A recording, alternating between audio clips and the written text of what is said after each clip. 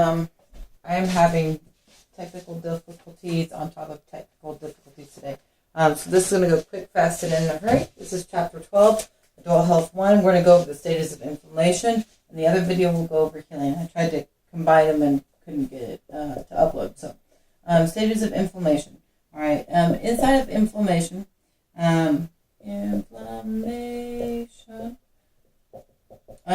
we can break it down into several different processes. First, we have the vascular response. We have a cellular response. Ooh, I don't know how far you can see down. Cellular response.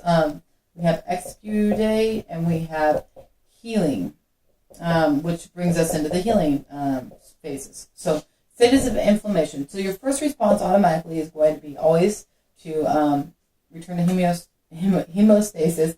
It's going to start off by a quick vasoconstriction. Because if this is your arm and I stab you with a fork, all right, you're going to bleed out some.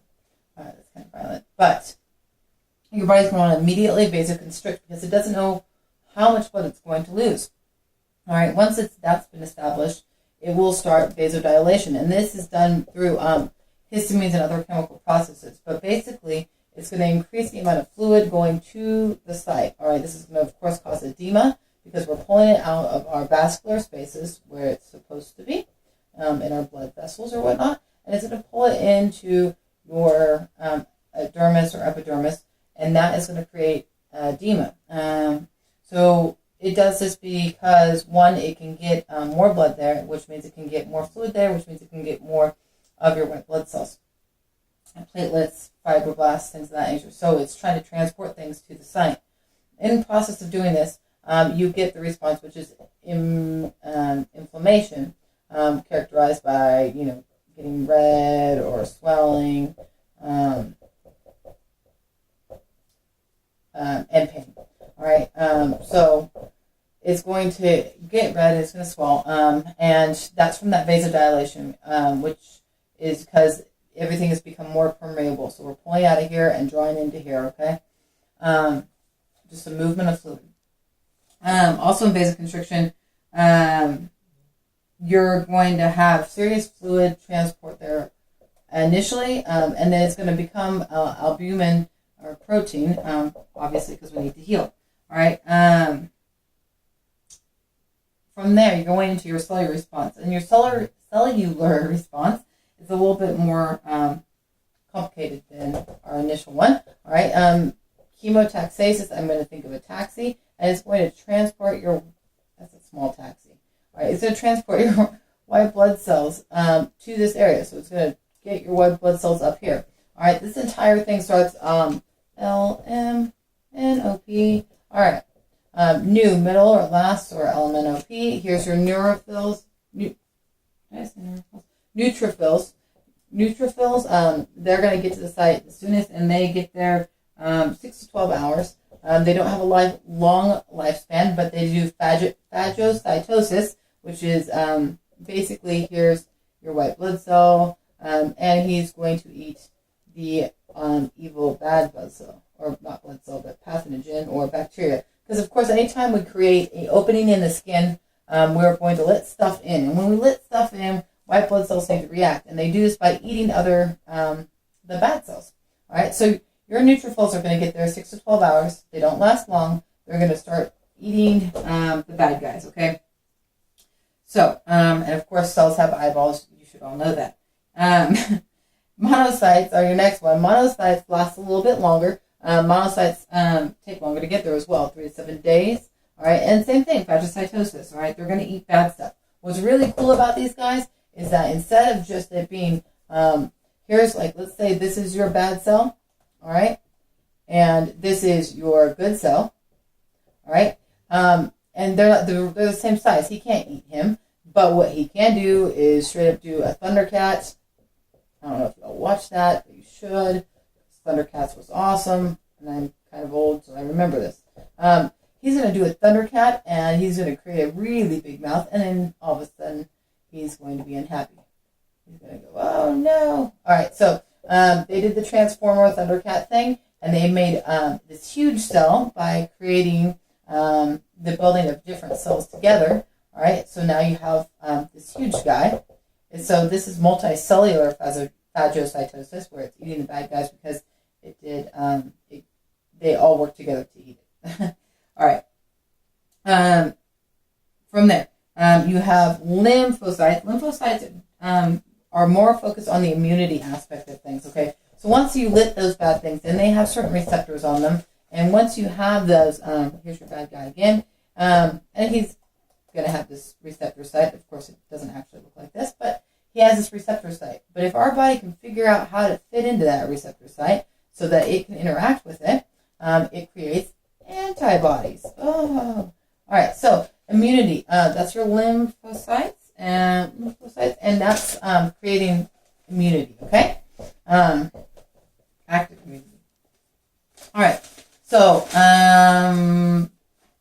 still on cellular. All right. So far we've had our elemental Ps, our NMLs, neutrophils, monophils, and lymphocytes. Now we're going to introduce chemotaxasis. That's our taxi driving our white blood cells to the site, and then we're going to have also prostaglandins and leukocytes. All right, it's abbreviated in the book PG for prostaglandins, and I've been butchering this name all night. Leukotrienes. Somebody's gonna have to help me with that. But for this part, I'm gonna call it leuko. All right, we have PJ and leuko. Okay, so PG is your prostaglandins, and your leuko, or leukotrienes. These are potent, very, very strong vasodilators. Again, it's increasing the permeability, making more edema here, and it also helps with platelet aggregation, or basically, we want to stop this, and we're going to stop this by taking platelets and starting to build a clot. All right, and of course, this is a huge cascade of this causes that, and this causes that. 20 steps later, you have some platelets that have adhered, and you're starting to reduce the amount of blood loss.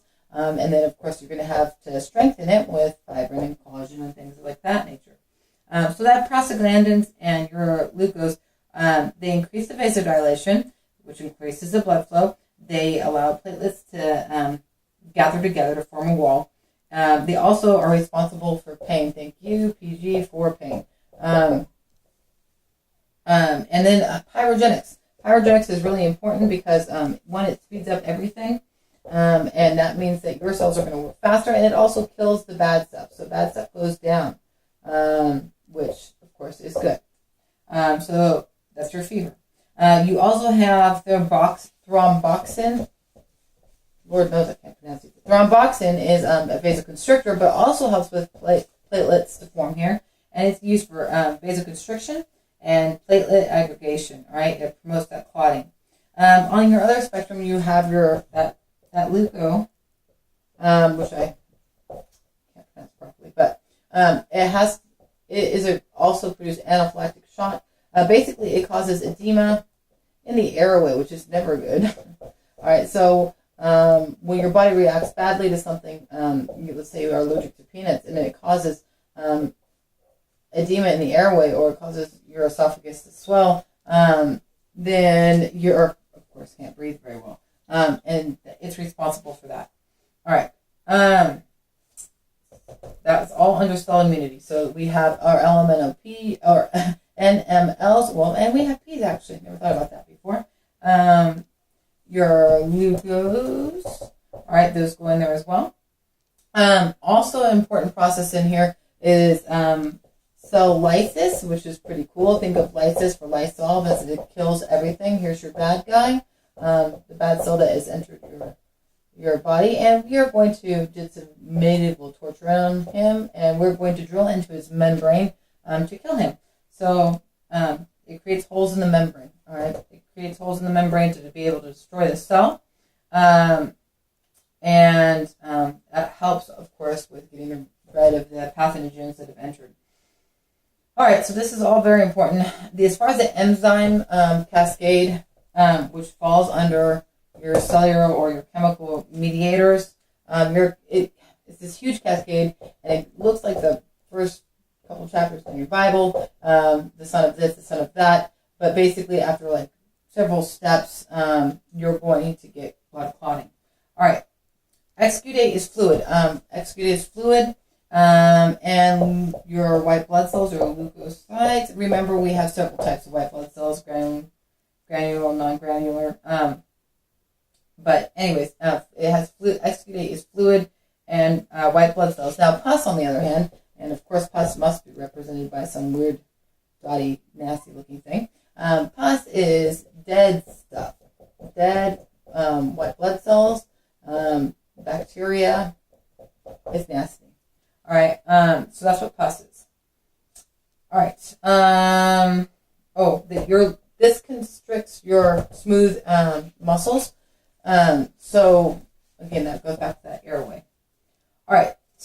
That from there, after you've got your exudate, you're going to start going into the healing process. But a couple last things here is you have a local response and you have a systemic response. Okay. Your local response, of course, is this is a local thing. This is the redness, the swelling, redness, swelling, pain. And if you ever touch something that's infected, it has heat. All right, so systemic has to do with your system, some systemic nausea, vomiting, increase of white blood cells, increase of heart rate, increase of respirators, and increase of temperature to help with the infection process, okay? The book also mentions rice, which I'll hit on for a second because it's that simple. Rest, ice, elevate, rest, ice, compress, elevate, all right? Basically, anytime you have an injury where you've got tissue damage, muscular damage, rice is a really simple, quick answer of, hey, rest it, ice it, elevate it, and compress it. And again, no longer than 15 minutes with the ice. So from there, you go into wound healing. So you have vascular, you have cellular, your exudate, which is your fluid, and then we go into healing. And that, of course, brings you into the other healing processes, which we'll hit on the next video.